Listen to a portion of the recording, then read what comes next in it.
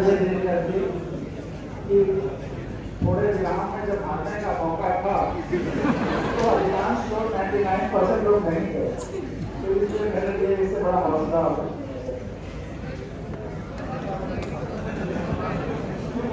हो सकते थे कोई जाने कुछ तो कर रहे, दरवाजा खोलने के बाद से बहुत सारे कोई नहीं है, 2-4-10 बज गए। तो अब बहुत महत्वपूर्ण चीजें हैं इसमें गौर करने वाला हूँ, क्योंकि एक ही दिन सारा कुछ नहीं होता। दवा प्रोसेस में दी जाती है या बाद में प्रोसेस में बताई जाती है। परेशान कोई ऐसा नहीं कि मुझे दोबारा आने में कोई बहुत जब भी इस तरह मामला तो फिर तुमसे मिलूंगा और अगला 12 तक डिस्कस करेंगे। थोड़ा सा लगा करो तो अच्छा है। तो ये है कि कोई कुछ भी कहता, यहाँ तक हम लोग बात किया था।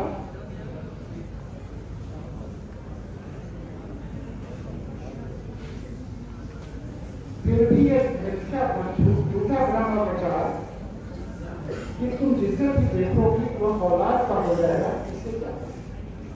अब देखिए इसका क्या क्या दुष्प्रभाव पड़ रहा है।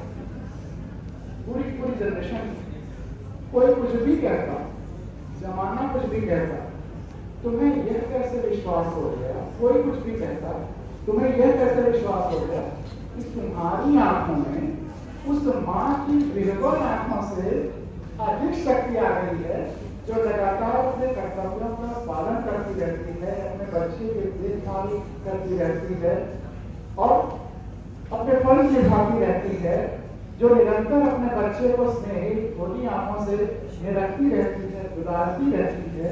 तुम्हारा इस दुष्प्रचार में विश्वास कि कर्तव्य पालन की तुलना में या उन सब माओं की तुलना में तुम्हारी आंखों में इतनी शक्ति आ गई है तो अपना कर्तव्य नहीं कर रही है, तो कर्तव्य चिंता में अधिक शक्तिहीन है, या तुम्हारी आंखों की कर्तव्यहीनता की तुम्हारी आंखों में अधिक शक्ति आ रही है। यह भविष्य में कितना नुकसानदेह और घातक हुआ है तुम सोच रहे। अगर ये बात अच्छी लग रही है तो तारीफ करो। वो आंखें तो लगातार अपने कर्तव्यों का पालन कर रही हैं, फर्ज का पालन कर रही हैं, खुली आंखें हैं। उससे ज्यादा तुलना की आंखें बंद रखती हैं, पट्टी बांध रखी है, तुम्हें शक्ति नहीं मिलती आ रही। इसीलिए बुद्ध ने वो कहा कि अब तो देखो आंख खुली रखो, सब शक्तिशाली हो। जितने लोग तुम्हें कमजोर करना चाहते हैं वो पहली बात तुम्हें सिखाते हैं कि अपनी आंखें लो। जो बाबा लोग भी ध्यान भी कराते हैं वो कहते हैं बच्चे आंख बंद कर दो तो मैं अपने शिक्षा दूंगा। मैं तो हमेशा कहता हूँ जितने विद्यालयों में पिछले 46 साल से गया हूँ, पहली बात यही कही है कि कोई बाबा अगर आंखें बंद करा के ध्यान कराता है तो मत करना, आंखें खोल के ध्यान करना।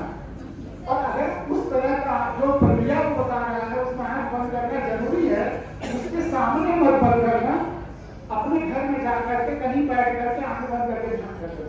किसी के सामने आंख बंद करके जो भी ध्यान कर रहा है करा रहा है वो बाद में तुम्हें कमजोर बना रहा है या ठगी होने की पूरी संभावना है।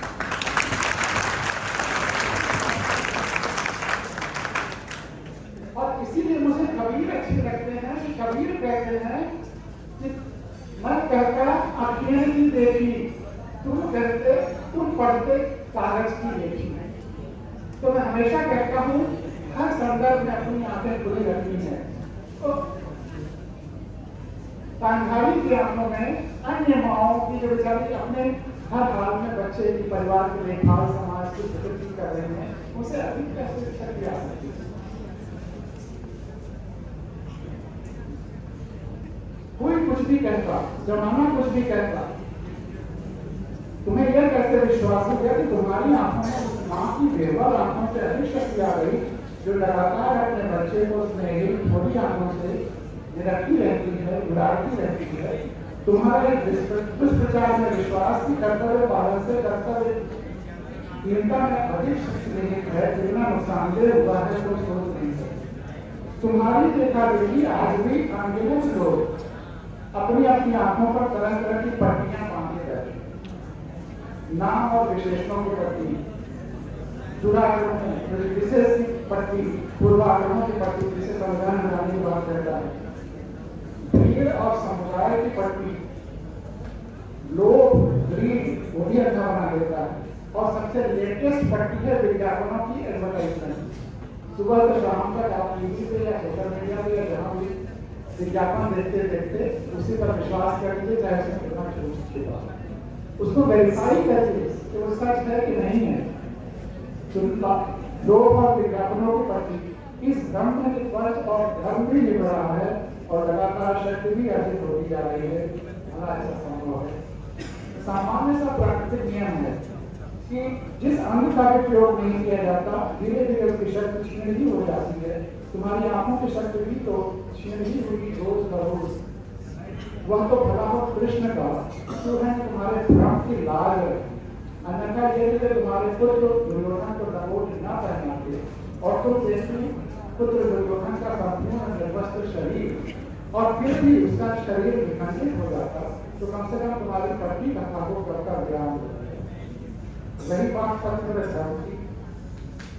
तो आंखों पर पट्टियां बांधकर तुमने आजीवन पत्र धर्म निभाया, खूब पुण्य कमाया, लेकिन क्या हासिल हुआ? तो क्या मिला? तुम इतने पुण्य का क्या लाभ हुआ? क्या प्रताप प्रभाव रहा?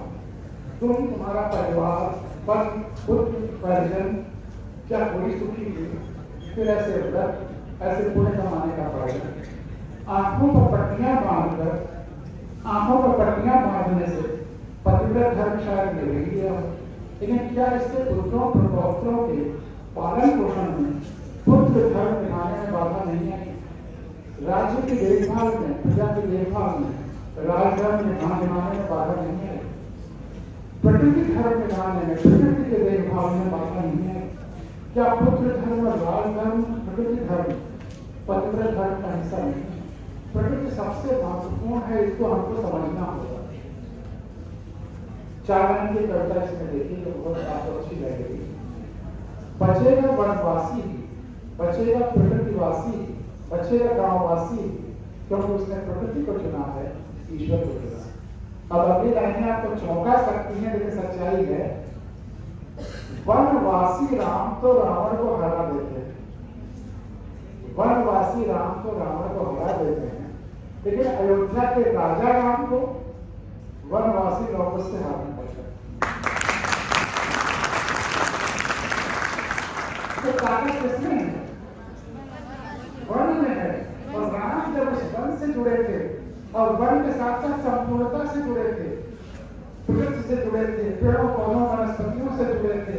जब वो कहते थे हे श्रेणी तुम देवी सीता में नहीं, जब सबसे जुड़े हुए थे तो सब उनसे जुड़े हुए थे और वहीं से उन्हें इतनी शक्ति आई, सबकी शक्ति उनमें समाहित हो गई कि वो हमको अवतार बने। तो राम का अवतार तो वन में है, न कि राजगद्दी पे। जब वो राजगद्दी पे आ जाते हैं तो फिर वन से संपूर्णता से जुड़े हुए दो बच्चों से हाथ हैं। अभी उसके कंक्लूडिंग लाइन है कि बचेगा वनवासी, वनवासी राम तो रावण को हरा देते हैं, लेकिन अयोध्या के राजा राम को वनवासी लोगों से हारना पड़ता है। निश्चय ही जीतेगा वन, बचेगा वनवासी और पर्यावरण संतुलन और सर्वव्यापी संवेदना ही होगा भविष्य का। जब सुनामी आई दक्षिण भारत में, बहुत लोगों ने मुझे फोन करके कहा पांडे जी आपकी इस कविता का प्रैक्टिकल डेमोन्स्ट्रेशन भी हो गया।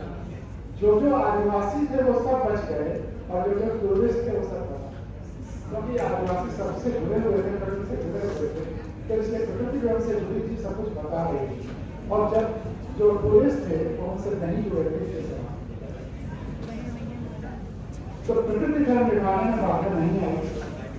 क्या पुत्र धर्म, राजधर्म, प्रकृति धर्म पतिव्रत धर्म का हिस्सा नहीं है? क्या धर्म को टुकड़ों टुकड़ों में बांटा जा सकता है? क्या धर्म को टुकड़ों टुकड़ों में बांटा जा सकता है? काश तो विराट अविभाज्य धर्म का मत समझता, काश तो विराट अविभाज्य धर्म का मत समझता। और आगे लाइन, वैसे सारा धर्म निभाने का जितना तो हमारा है। क्या धृतराष्ट्र का कोई धर्म नहीं था? धृतराष्ट्र को भी तो पत्नी व्रत धर्म निभाने के लिए, पुत्र धर्म, राजधर्म, प्रकृति धर्म निभाने के लिए आदेश देना चाहिए था तुम्हें कि तुम अपने आंखों की पट्टियां खोलो, कि तुम अपनी आंखों की पट्टियां खोलो। ये और जरूरी है कि अगर हमने आंखें खुली भी रखी लेकिन फिर भी आंखों पे किसी तरह की पट्टी बांधे हुए है, कोई पूर्वाग्रह है, कोई प्रेजुडिस है, कोई बायस है, तो उसे भी हटाना होगा। आंखें खुली भी रखनी होगी और उससे प्रेजुडिसेस और बायसेस को भी हटाना होगा। और प्रेजुडिसेस और बायसेस कैसे पैदा होती हैं? ये ऐसे हैं प्रेजुडिसेस और बायसेस कि जैसे हम बारिश में जा रहे हों, तेज धूप में जा रहे हैं, छाता लगा दिया, लेकिन बारिश खत्म हो गई, धूप खत्म हो गई, फिर भी छाता लगा। उदाहरण के लिए, बिल्ली, आप जा रहे हो, सड़क से जा रहे हो, कार से जा रहे हो और सामने से एक बिल्ली गुजर जाती है, तो आप क्या करते हैं? खड़े हो जाते हैं, चले जाते हैं। वेरी गुड, ताली बजाइए कर रहे हैं। अभी भी कुछ लोग क्या करते हैं, गाड़ी खड़ा कर देते हैं और थोड़ा पीछे करके आगे जाते हैं कुछ लोग, और कुछ लोग वहीं रुक जाते हैं जब तक कोई और उधर से निकल जाए। है होता नहीं ऐसा? क्यों? हम बिल्ली के जाने से इधर से उधर कहते हैं बिल्ली रास्ता काट गई, क्यों ऐसा करते हैं? हम सब का जो शुरुआत है, चाहे जिस जात में हो, चाहे जिस धर्म में हो, धरती पर किसी हिस्से में हो, सबकी शुरुआत जंगलों से, वनों से हुई। और इस धरती पर सबसे ज्यादा सूंघने की शक्ति अगर किसी में है तो बिल्ली में है। और इस धरती पर हर जगह जंगलों में खूंखार जानवर भी रहे हैं, कहीं जंगलेश्वर है, कहीं शेर है, कहीं हाथी है, कहीं जो भी चीजें हैं, चाहे अफ्रीका के जंगल हो, पहाड़ों के जंगल हो, भारत के जंगल हो, कोई ना कोई जंगली हिंसक जानवर हर वन में रहा है। इसलिए हर जगह ये चीज प्रचलित हो गई।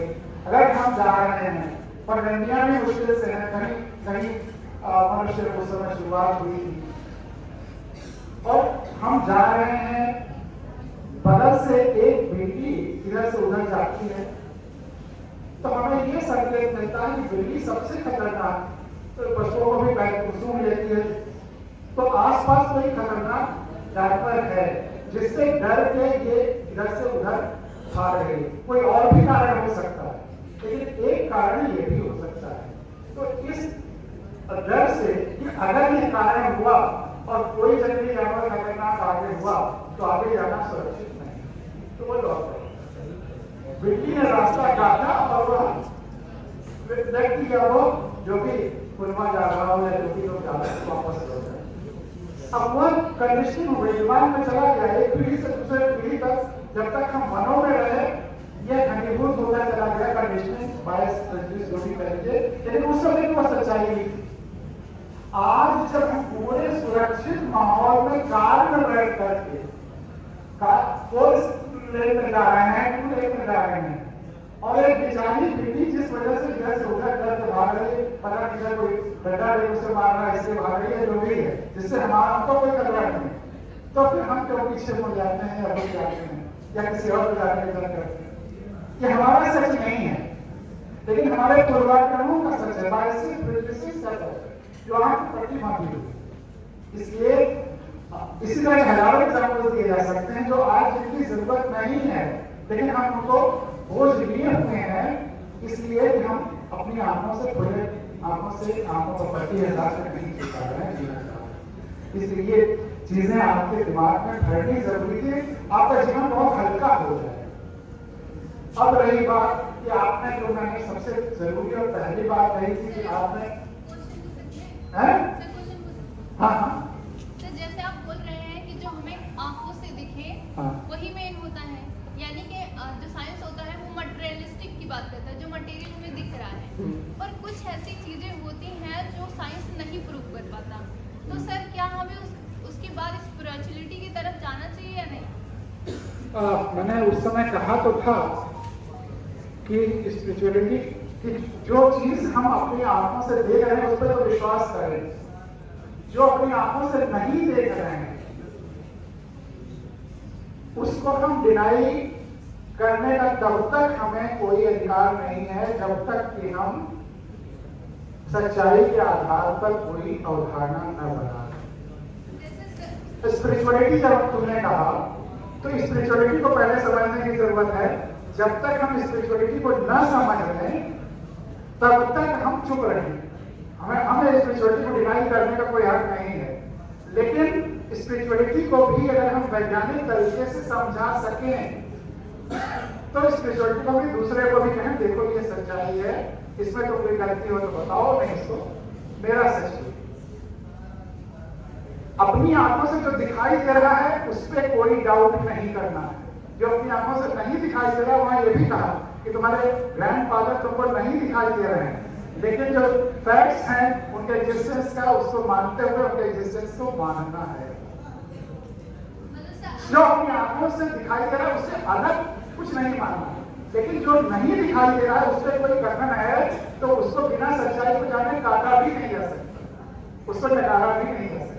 ये माना जाता है कि जो स्पिरिचुअलिटी होती है, जो साइंस होता है, वो सिर्फ हमें दिखाता है कि ये मटेरियल क्या है, लेकिन जब हम स्पिरिचुअलिटी की बात बोलते हैं तो बोलता है हम में ही ब्रह्मांड है, ना कि हम ब्रह्मांड से हैं, मतलब जो भी। तो सर ये कैसे? हाँ, मैं उस पर भी आता हूँ। मैं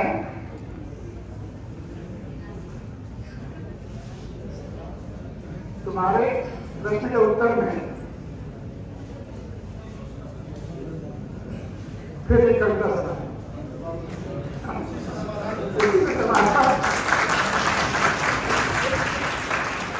कविता क्या है? वो है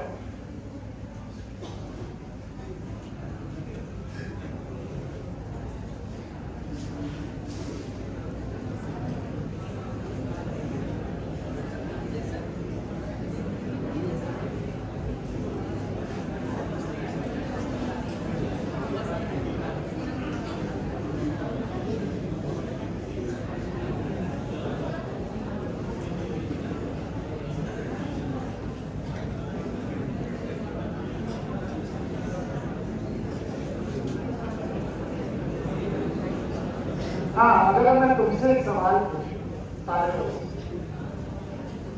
कि दुनिया में ईश्वर ने ऐसी कौन सी निधि, उपहार, गिफ्ट, तोहफा हमको दिया है जिसकी वजह से हमारा शरीर सुरक्षित है। हमारा शरीर वैसे ही है जैसा जन्म के समय था। हाँ, थोड़ा बहुत बड़ा हो गया है, लेकिन सारे अंग प्रत्यंग वैसे ही हैं जैसे जन्म के समय थे। अनुपात भी लगभग वही है। तो वह ईश्वर का सबसे बड़ा तोहफा, गिफ्ट, उपहार दिया है।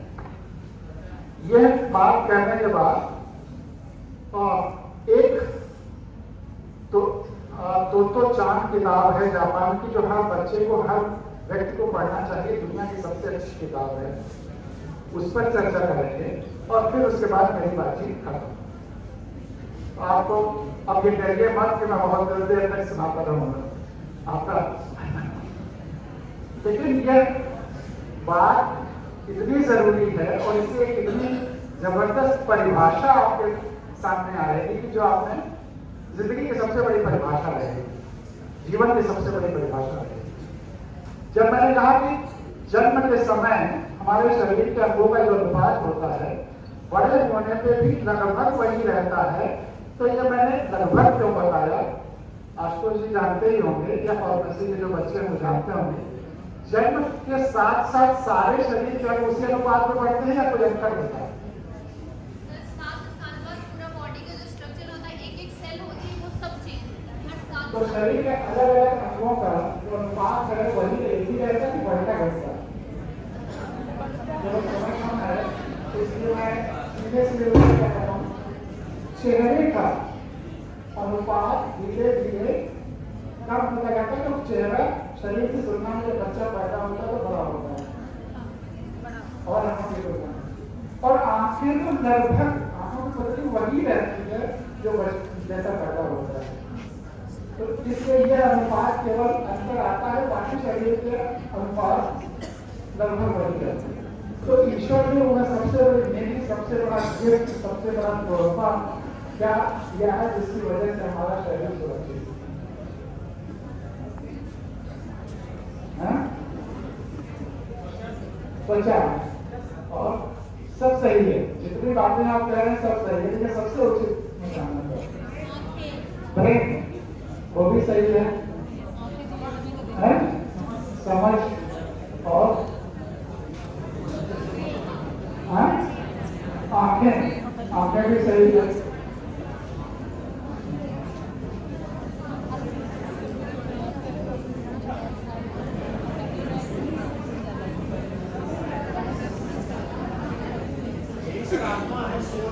तो यही और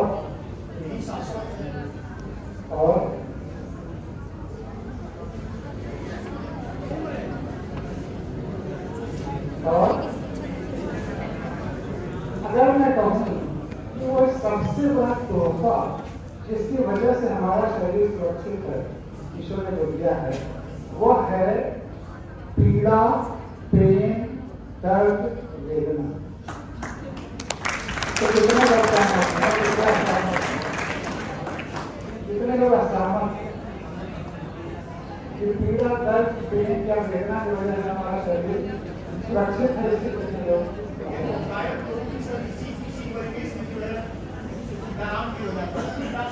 वेदना से इस सब चीज से वेदना आई, पीड़ा आई,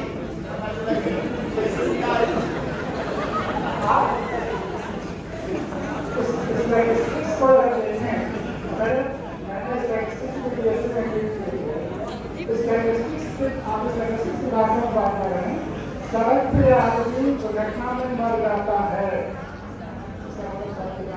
नहीं होना चाहिए, लेकिन उस सड़क पे दुर्घटना हो जाती है।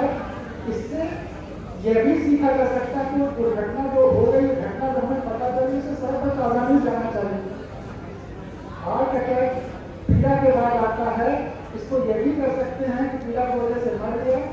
यह भी कह सकते हैं कि पीड़ा बताती है कि हार्ट अटैक हो रहा है, बचने की कोशिश करो जितना कर सकते हो, आधे घंटे तक सवेरे कारोगे तो बच जाओगे, अस्पताल पहुंच जाओगे तो बच जाओगे। पीड़ा एक शरीर की चेतावनी है आपके शरीर की रक्षा के लिए। सही चीजों को सही परिवेश में सोचिए। तो अब कितने लोग सहमत हैं कि पीड़ा इस शरीर की सुरक्षा के लिए सबसे जरूरी है?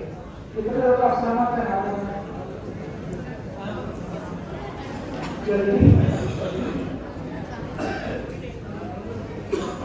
शरीर को पीड़ा महसूस होती है तो जब हमें परीक्षा होती है, अस्पताल जाते हैं, डॉक्टर के पास जाते हैं, ठीक कराने की कोशिश करते हैं, तो खोलने जाती है, सर्जरी कराते हैं, अपने को पीड़ा या खतरनाक स्थितियों से बचाते हैं।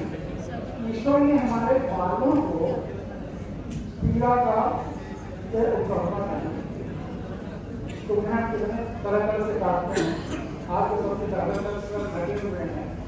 देखिए ज़्यादातर लोग अपने दाढ़ी को, उसको, बालों को कितने तरह से काटते हैं, फैशन के नाम पे, अलग दिखने के नाम पे, स्मार्टनेस के नाम पे। एक हमारे कोई थे तो सर को रोज अपने हाथ से शेव करते थे, दाढ़ी बढ़ाए हुए। मैंने पूछा ऐसा क्यों करते हो? तो खैर sir I want to be different, मैं दूसरों से अलग देखना चाहता हूँ। तो ऐसे तमाम प्रकार के लोग रहते हैं। अब इस मामले में लड़कियां और महिलाएं अच्छी हैं, जब अपने बापों को सिर्फ में रखने की कोशिश करती हैं। यहाँ के लोग जाते हैं बापों में करना चालू नहीं करते। आप कल्पना करो कि जब ईश्वर ने हमारे बालों को भी जैसे पीड़ा या दर्द का तोहफा नहीं दिया, शरीर को भी नहीं दिया। इस हाल में कितने तरह तरह के शरीर में किए, कुछ फैशन के नाम पे, अलग दिखने के नाम पे, हाथ किसी तरह से, पैर किसी तरह से, कंधे किसी तरह से, सब भगवान में कैसे होते, कोई यूनिफॉर्मिटी नहीं दिख रही होगी। हम अपने शरीर के साथ छेड़छाड़ नहीं करते हैं, जिसके साथ छेड़छाड़ करने में पीड़ा होती है, दर्द होता है, और हम अनावश्यक पीड़ा और दर्द को अवॉइड करते हैं, बचने के लिए। तो बहुत बड़ी जिंदगी के साथ सबसे बड़ी परिभाषा अब तुम्हारे सामने आ रही है। अगर ये नोट है, हम यहाँ चुभाते हैं तो दर्द होता है, यहाँ चुभाते हैं दर्द नहीं होता। क्यों? क्योंकि यहाँ शरीर है, यहाँ शरीर नहीं है। तो बहुत साधारण सी परिभाषा हो जाती है कि जहाँ जहाँ शरीर है वहाँ वहाँ दर्द महसूस होता है, और जहाँ जहाँ दर्द महसूस होता है वहाँ शरीर, जहाँ शरीर नहीं है वहाँ दर्द नहीं है। अब इस परिभाषा को थोड़ा सा इस जीवित शरीर से बाहर, तो ये परिभाषा अपना विस्तार करती है और ये हो जाता है कि हम जहाँ जहाँ का दर्द महसूस करते हैं वहाँ वहाँ हमारा शरीर है, हो जाता है, या शरीर का विस्तार है। अगर आपके प्रिंसिपल साहब आप सबका दर्द महसूस करते हैं तो आप केवल बच्चे ही नहीं रह जाते हैं, आप एक ही एक्सटेंडेड बॉडी हो जाते हैं, शरीर का विस्तार हो जाता है। अगर हम अपने परिवार का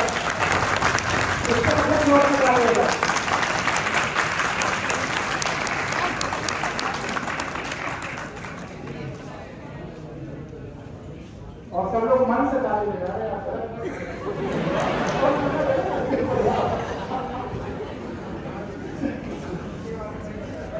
सबको गर्लफ्रेंड देख रहा हूँ ना, पीछे भगवान ने आगे भी है, पीछे और कहीं आगे तो अपना समाज जरूरी का परसेंट और बोलना है। तो जहाँ जहाँ का दर्द महसूस करते हैं वहाँ वहाँ हमारा शरीर का विस्तार हो जाता है, शरीर हो जाता है। अब आपके अध्यात्म पर स्पिरिचुअलिटी पे क्या है उसका उत्तर ही है, इसीलिए सुना रहा हूँ।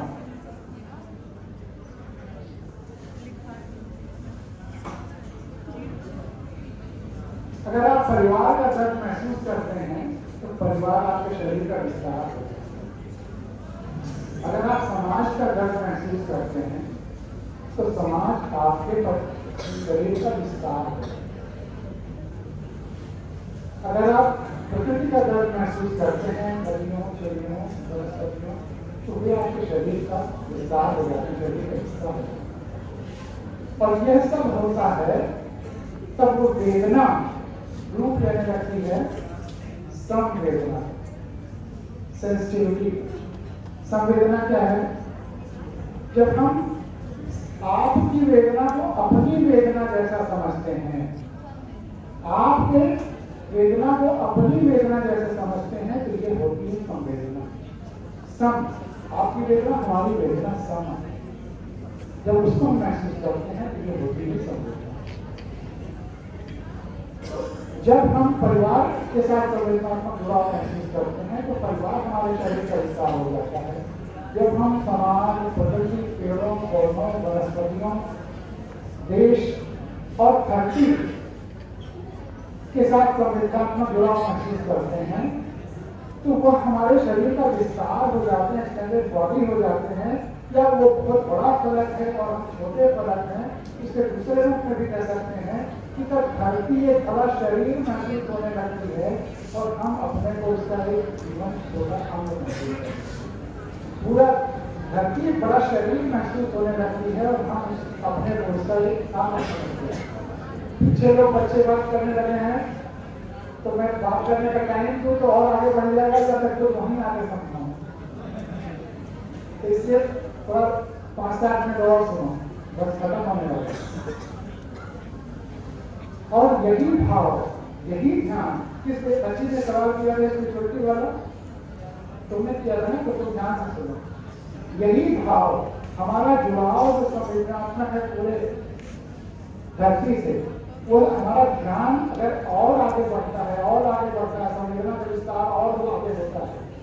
आप चाहे बंद आंखों से, चाहे खुली आंखों से, जैसे भी ध्यान में आगे करो, ये जुड़ाव महसूस करने का विस्तार करो, एक ऐसा समय आता है कि जब हम संपूर्ण सृष्टि से, संपूर्ण ब्रह्मांड से, संपूर्ण एग्जिस्टेंस से संवेदनात्मक जुड़ाव महसूस करने लगते हैं।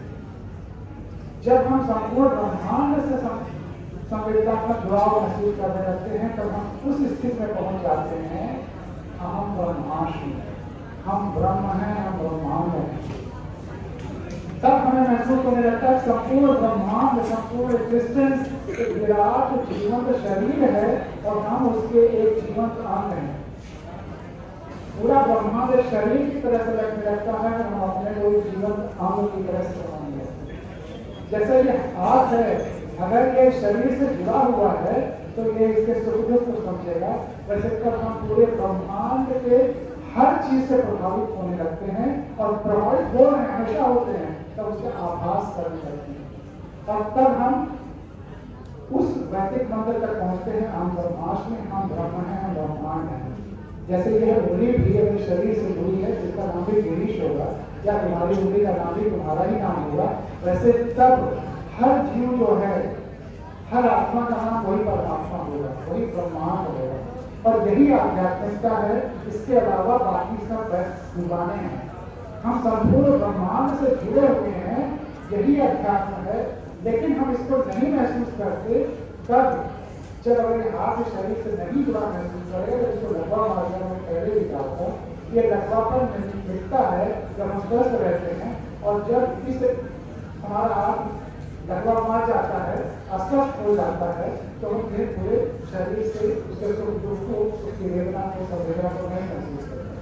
वैसे ही अगर हम पूरे ब्रह्मांड से, धरती से, समाज से, प्रकृति से, देश से, सब कुछ जो एक्सिस्टेंस में है उसके संवेदनशील नहीं है, तो हम मानसिक लकवापन के शिकार हैं। इस मानसिक लकवापन को दूर करना यही धर्म है, और इस संपूर्णता से जुड़ाव महसूस करना यही अच्छा है। इसके अलावा कुछ कभी कभी इसको इतने सरल शब्दों में कहते हैं कि लाली मेरे लाल की जिद देखूं कि लाल, और लाली मैं देखूं मैं जरूर आप बस संपूर्णता को देखेंगे तो चलिए आप वही हो जाएंगे। और ऐसा नहीं कि मैं अपनी तरफ से कोई नई बात कह रहा हूँ, बस तमाम लोग पढ़ते हैं, इनको हटा करके, धूल हटा करके आपके सामने आपकी चीजें ला रहा हूँ। आप राम और कृष्ण को अवतार क्यों मानते? आप राम और कृष्ण को अवतार क्यों मानते?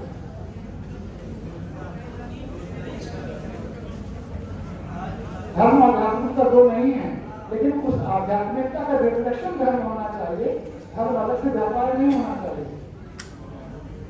राम और कृष्ण को हम अवतार क्यों मानते हैं? वो भी बताए।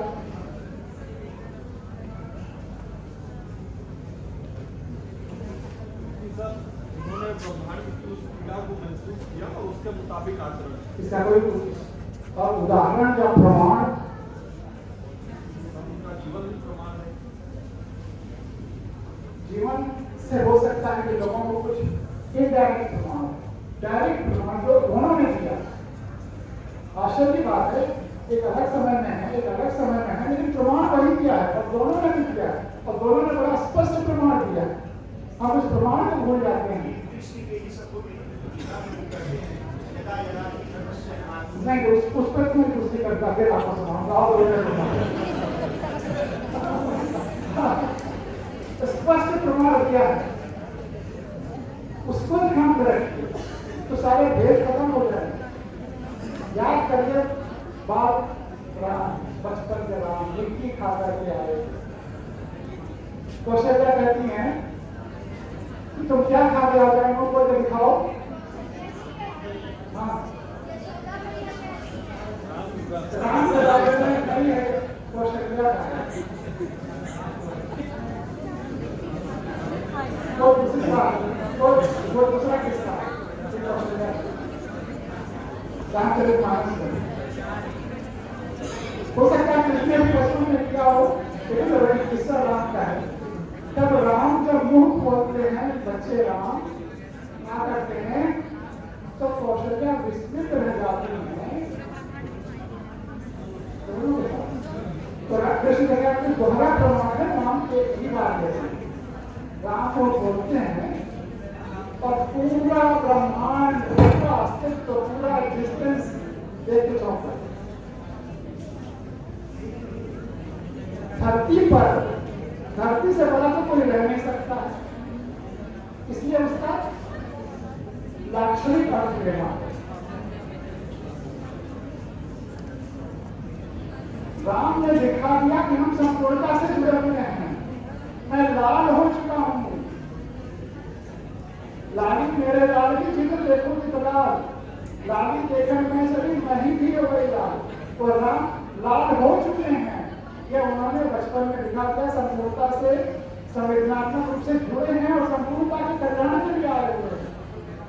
उसे कुछ लोगों ने अपने कल्याण के लिए भले ही बात में इस्तेमाल करना शुरू कर दिया, लेकिन वो समस्त हम कृष्ण के कल्याण के लिए आए हुए हैं। अब कृष्ण का गीता के पैगाम में फिर वही विराट स्वरूप कृष्ण ने भी दिखाया कि वही मैं भी लाभ हो चुका हूँ। बचपन में तो कृष्ण तमाम सारे इवन गीता का वो जो उपदेश है वो युद्ध के लिए प्रेरित करने के लिए, वो उस सच्चाई को दिखाने के लिए वहाँ पर स्नेह का विरोध करते हैं और बचपन के स्नेह में रमे हुए हैं सबके साथ। तो देश काल परिस्थिति के अनुसार कृष्ण ने जब उन्हें संपूर्णता और योगेश्वर को प्राप्त हो गया, लाभ हो गए, तब उन्होंने सबको अपना विराट रूप वही दिखाया कि मैं संपूर्ण ब्रह्मांड से जुड़ा हूँ। संपूर्ण ब्रह्मांड से जुड़ा होना संवेदनात्मक रूप से यही अध्यात्म है। इसी तरह से अगर आप यात्रा करें तो आपका जीवन सफल होगा। अब आपके लिए सबसे बड़ा सूत्र सफलता, क्योंकि बच्चे हैं, अगर मैं ज्यादा समय होगा तो हर एक से पूछता तुम क्या बनना चाहते, अपने से समय नहीं है, फिर कभी आऊंगा तब चर्चा होगी। लेकिन जो जो तुम सोचो के बनना चाहते हो, मैं कहता हूं तुम हो जाओगे, उसमें कोई संदेह नहीं। अगर आज तुम अपना घर जाकर के लिख लो कि मैं ये बनना चाहता हूँ और मेरे पास देश हो और आज से 30 साल 20 साल बाद मिलो, अगर तुम वो ना बन पाओ तो मेरे ऊपर मुकदमा कर देना, मैं गारंटी दे देता हूँ कि तुम हो जाओ। लेकिन इसके बाद एक प्रैक्टिकल एग्जाम्पल पे मैंने जो प्रमाण किया वो भी प्रैक्टिकल, जो 99% लोग विश्वास करते हैं। एक किताब है जो मैंने कहा था पहले, तो शाम कितने लोगों ने पढ़ा है? ये बाद में हाई स्कूल लेवल तक इसके चैप्टर भी था, तो शाम इसका है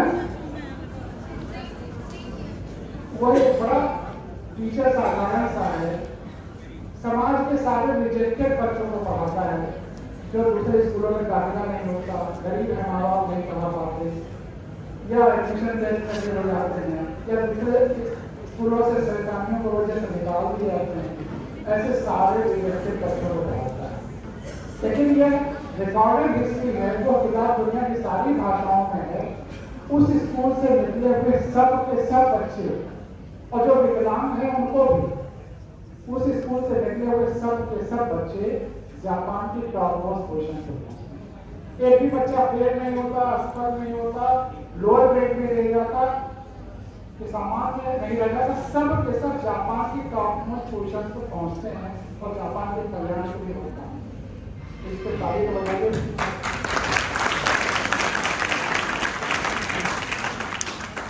तो आप में से सब हिंदुस्तान के इतिहास को बदल सकते हैं, धरती के इतिहास को बदल सकते हैं। हिंदुस्तान में आप जैसा सपना हिंदुस्तान के बारे में देखेंगे वो सच हो जाएगा, अपने बारे में जो देखेंगे वो सच हो जाएगा। बस आपको उसी तरह से आप में जो शक्तियाँ छिपी हुई हैं उसको पहचानना है, उभारना है। अब आपके अंदर जो शक्तियाँ छिपी हुई हैं उसको उभारने का काम किसका हो सकता है? टीचर्स का हो सकता है, आपके पेरेंट्स का हो सकता है, या आपका खुद का। आप अपने अगर 5 पेरेंट्स या टीचर उभारते हैं आपका बहुत भाग्य, लेकिन अगर ऐसा मौका नहीं है, आप अपने अंदर की शक्तियों को खुद उभारना चाहते हैं तो उसके लिए क्या कर सकते? आप रोज डायरी लिखिए और डायरी में अपने सपने लिखिए, अपनी शक्तियां टटोलिए, इनमें ये शक्तियां रोज लिखिए। मेरी जगह 6 से डायरिया लिख रहा हूँ और आज तक वो डायरिया मेरी सबसे बड़ी निधि है। मुझे मोटिवेट करने का, मुझे अपने को पहचानने का सबसे बड़ा अगर किसी ने काम किया तो मेरी डायरिया में किया। दर्जा 6 में मैं उस डायरियों में ये लिखता था सब्जी लाया, ये किया, अपना किसा। लेकिन 10 तक आते आते उसमें भावनाएं आने लगी। मैंने तो लिखता था आज केमिस्ट्री फेंककर ऐसा किया, फिजिक्स फेंककर ऐसा किया। लेकिन 10th में रोज लिखता था, साल भर कि मुझे यूपी बोर्ड में टॉप करना है और मुझे क्या बोलेंगे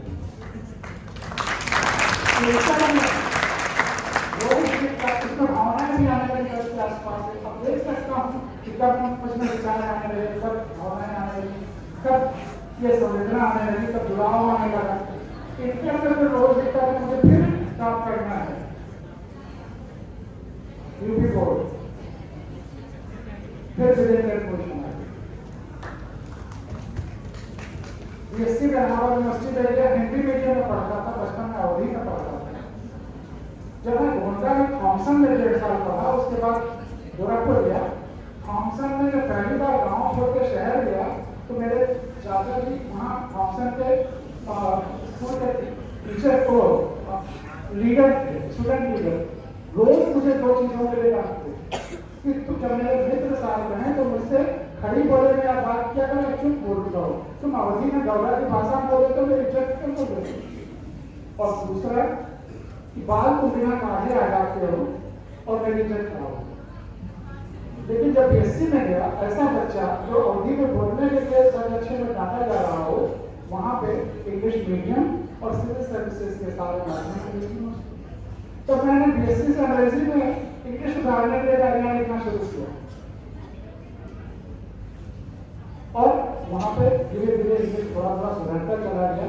जब सिविल सर्विसेज दे रहा था तब रोज लिखना था कि मुझे सिविल सर्विसेज में टॉप करना और सिविल सर्विसेज में फिर IAS में सिलेक्शन हुआ, PCS में टॉप किया, रेवेन्यू सर्विस IRS में टॉप किया, IPS में टॉप किया वगैरह वगैरह की सक्सेस करती है। तो आपका डायरी लिखना आपके चमत्कार का सकता है। आपको खुद को अपने को पहचानना है, आप इस देश को बदल सकते हैं। और अंत में तो 2, 3, 4 मिनट में एक छोटी सी कहानी जो आप जानते हैं वह सुना करके आपको मजा आएगा। 10 मिनट हो चुका है, लेकिन 2-3 मिनट अगर आप और दें तो कहानी जो आपने सुनी हुई है यही गौरव की कहानी जो आपके सामने रख रहा हूँ, उसके 3 पार्टों के साथ, उसके हिडन मीनिंग के साथ। आपने सुना होगा 2 चिड़िया थी, तोता बना, बहुत भूखी थी, सभी लोग जानते हैं, बहुत ढूंढने तो उन्हें दाल का दाना मिलता है। दाल का दाना सोचते हैं न्यायपूर्वक आधा करना, उसको आधा करने के लिए उसके खूंटे से रगड़ते हैं, खूंटे से रगड़ने में वो दाल का हिस्सा तो दाल को हिस्सा में बन जाता है, लेकिन आधा हिस्सा खूंटे में कोई बना या खेत वगैरह लगा हुआ तो बच जाता है। आधा हिस्सा जो बाहर है उसको बढ़ना लेकर उड़ जाती है। अब जब तोता उसको नहीं निकाल पाता तो बढ़ई के पास जाता है और बढ़ई कहता है जैसे अपनी भाषा में कि बढ़ई बढ़ई खूंटा छीलो, खूंटे में डालो, हल्का खाएं, काफी खा ले, परदेश जाएंगे। अब बढ़ई उसको डांटता है, तोते तुम्हारे छोटे से दाल के लाने के लिए हम खूंटा क्यों छीलो। तब बढ़ई के डांटने के बाद वो राजा के पास जाता है, निराश होकर राजा से कहता राजा राजा बढ़ई डालो, बढ़ई में खूंटा छीले, पूरी बात बताता है। समय कम है इसलिए संक्षेप में इशारे करते मैं आगे बढ़ता जा रहा हूँ। राजा भी डांटता है तुम्हारे छोटे से दाल के लाने के लिए हम बढ़ई क्यों डांटे। रानी के पास जाता है, रानी रानी राजा छोड़ो पूरी बात कहता है, रानी भी डांटती है तुम्हारे छोटे से दाल के लाने के लिए हम राजा को छोड़े।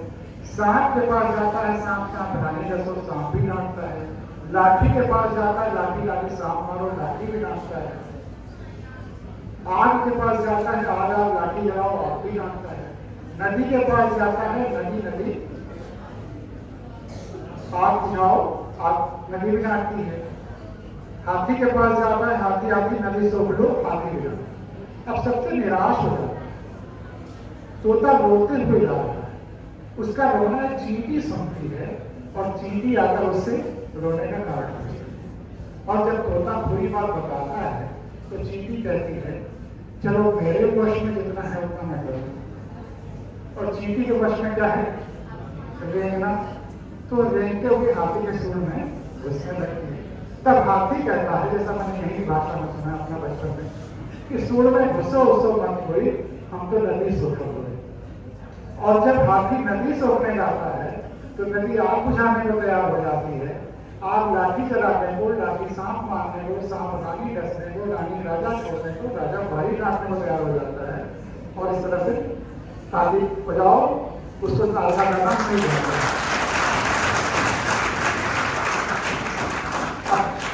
तुम लोग तो बहुत बड़े हो, मैं जब छोटे प्राइमरी स्कूल के बच्चों को ये कहानी सुनाता हूँ, अभी कल भी सुनाया है वहीं परशुराम के पास दर्जा 5 तक के बच्चों को, और जो सवाल मैं पूछता हूँ उसका जोर से अच्छा जवाब देते हैं बच्चे, तो क्या खुशी होती है, देश का भविष्य कितना उज्जवल है। इस बताओ इस कहानी में सबसे ताकतवर कौन है? चींटी। वेरी गुड, और जोर से बोलो, और जोर से ताली बजाओ अपने सही उत्तर। अब अगला प्रश्न थोड़ा मुश्किल है या आसान भी है, अभी तो मैंने उसकी चर्चा की है। और इस कहानी में चींटी सबसे शक्तिशाली अपने किस गुण के कारण है? क्योंकि उसके चींटी के पहले पूरा सिस्टम काम नहीं कर रहा था, क्रियाशील था। एक चींटी की वजह से पूरा सिस्टम काम करने लगा, तो अपने किस गुण के कारण वो सबसे